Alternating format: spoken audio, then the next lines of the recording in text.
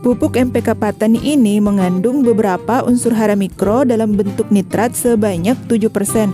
Unsur hara mikro ini akan kita bahas sebentar ya. Lalu sekarang bagaimana metode pemberian pupuk MPK yang lebih baik? Apakah dengan metode ditabur atau dikocor?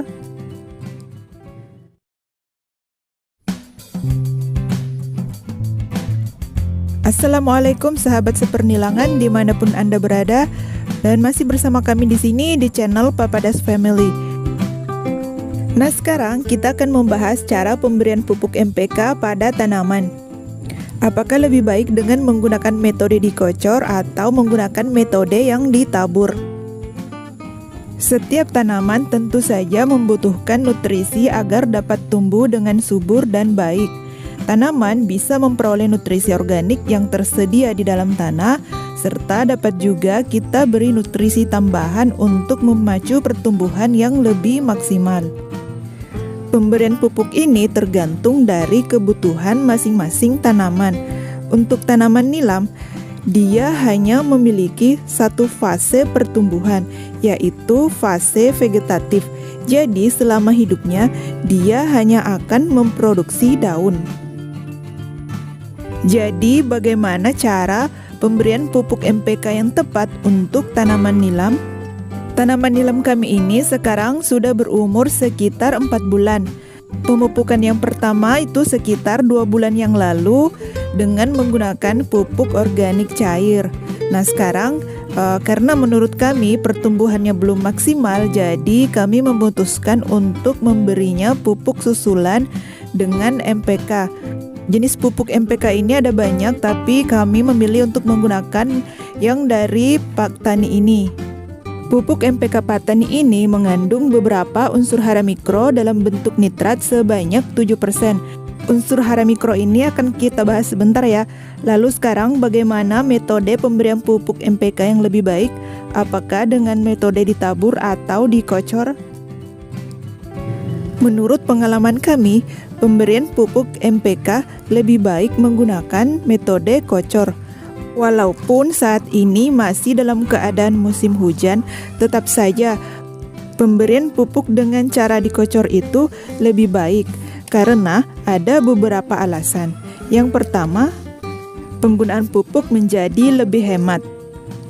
Bayangkan saja, 1 kilo ini tidak habis kami gunakan untuk 1 kali masa pemupukan. Di daerah kami ini, pupuk MPK Patani bisa dibeli dengan harga 20.000 saja per kilonya. Nah, untuk 1 tangki ukuran 16 liter, kami biasanya menggunakan dosis sekitar 10 sendok makan. Nah, itu cukup untuk memupuk sekitar 50 tanaman. Lumayan hemat bukan? Dibanding menggunakan metode ditabur, kami bisa saja menghabiskan puluhan kilo pupuk untuk luasan lahan yang kami punya ini. Berikutnya, alasan yang kedua kenapa kami memilih metode kocor, karena pupuk lebih mudah diserap oleh tanaman. Kalau sahabat belum tahu, sifat pupuk itu ada 2, yaitu fast release dan slow release. Fast release adalah jenis pupuk yang cara pelepasan unsur haranya itu cepat, seperti pada pupuk ZA dan urea. Sedangkan slow release adalah jenis pupuk yang cara pelepasan unsur haranya itu lambat. Nah, pupuk MPK termasuk dalam kategori slow release. Slow artinya lambat ya. Maksudnya, pupuk MPK ini dalam mengeluarkan unsur haranya itu lambat, sedikit demi sedikit dan terkendali.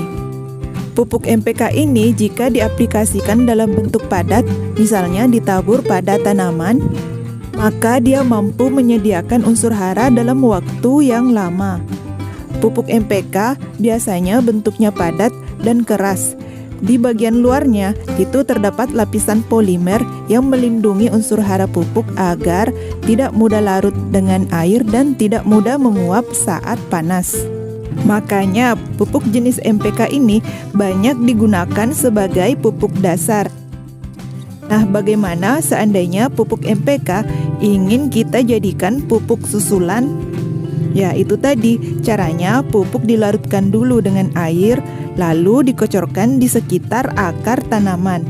Dengan demikian, unsur hara yang terkandung di dalam pupuk lebih mudah dan cepat diserap oleh akar tanaman.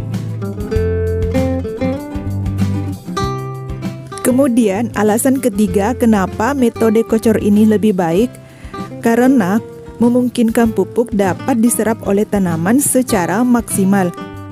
Tidak akan ada pupuk yang terbuang sia-sia karena begitu kita kocorkan, seluruh bagian pupuk langsung masuk ke dalam tanah. Berbeda dengan sistem tabur yang dapat menyebar kemana-mana serta dapat terbawa air ketika hujan. Nah, sekarang pertanyaannya adalah jenis pupuk NPK apa sajakah yang paling bagus untuk kita gunakan? Menurut kami, semua jenis pupuk NPK itu bagus karena di dalamnya sudah terkandung 3 jenis unsur hara makro, yaitu N nitrogen, P fosfat, dan K kalium, yang semuanya itu sangat dibutuhkan oleh tanaman. Tapi kenapa kami lebih memilih pupuk NPK yang diproduksi oleh Pak Tani ini? Karena pupuk ini memiliki banyak sekali unsur hara mikro seperti kalsium, tembaga, magnesium, boron, dan sulfur. Walaupun unsur hara ini dibutuhkan dalam jumlah yang sedikit, tapi peranannya sangat vital, sangat penting. Dan untuk tanaman nilam khususnya, dia sangat membutuhkan unsur hara magnesium untuk proses pembentukan minyak. Makanya, nanti setelah pemberian pupuk NPK ini akan kami susul dengan pemberian pupuk magnesium.